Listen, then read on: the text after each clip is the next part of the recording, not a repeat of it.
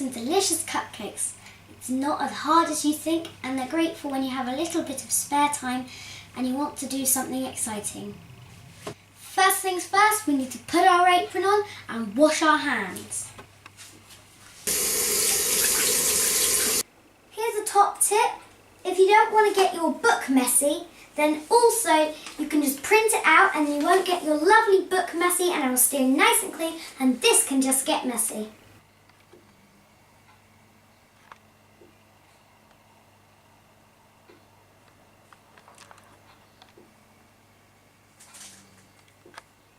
First of all, you need to preheat the oven to 180, I think, yeah.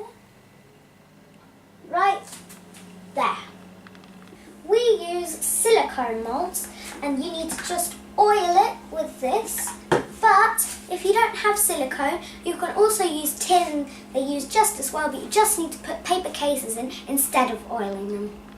And get a little bit in and just rub it around the case to make sure it's all over. But if you don't want to have one of these special spray things, just put a couple of drops in there and smear it around. All oiled and done. Now all we need to do is start baking. Woohoo! Now all we need to do is weigh out the butter and the sugar, put them in the bowl and beat them together.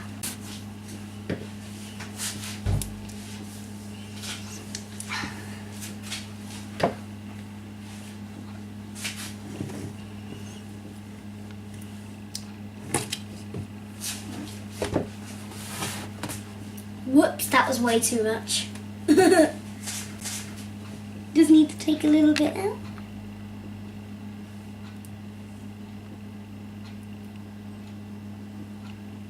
Nearly there. Just mixing it together. Now we need to just put the vanilla essence in.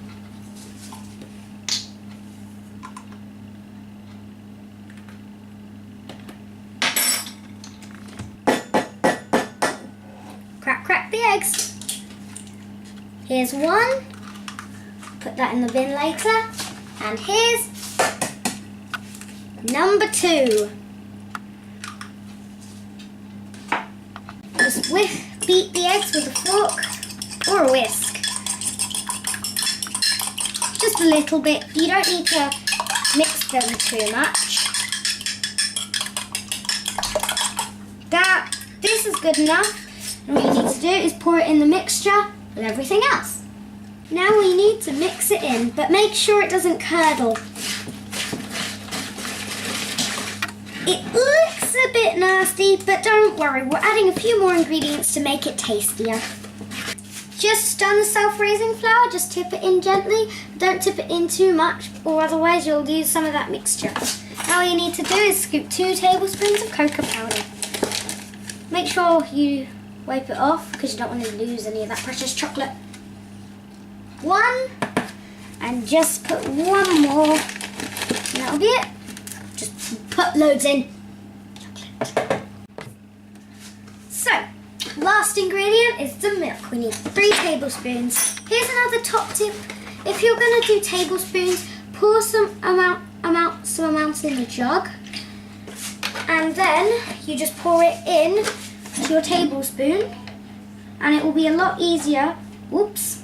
And just put it in, but then you can just pour the rest of the milk back in the bottle once you're finished. Now it's time to mix. Don't mix too fast, it might go everywhere, as you saw with the milk.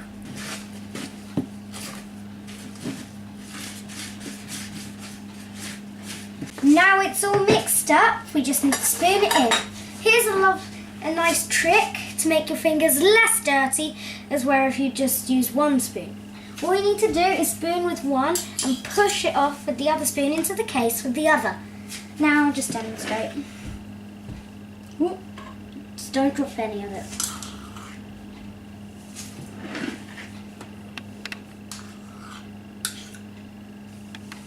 Make sure to spread it around if you're using shaped silicone molds. Number 1's done, time for number 2. We've done these, and now as you can see there's less mixture in the bowl, and also it's all stuck to the sides. So a handy trick is to use a spatula, but to scoop off all of the things of the mixture around the side.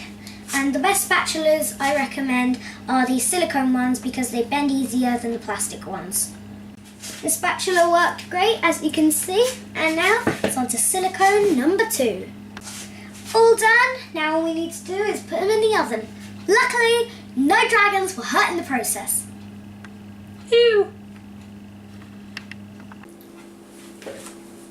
Safety first.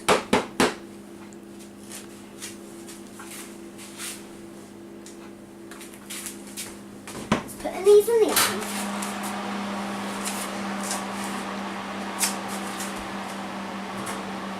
That one's done. All we need to do is put this one in.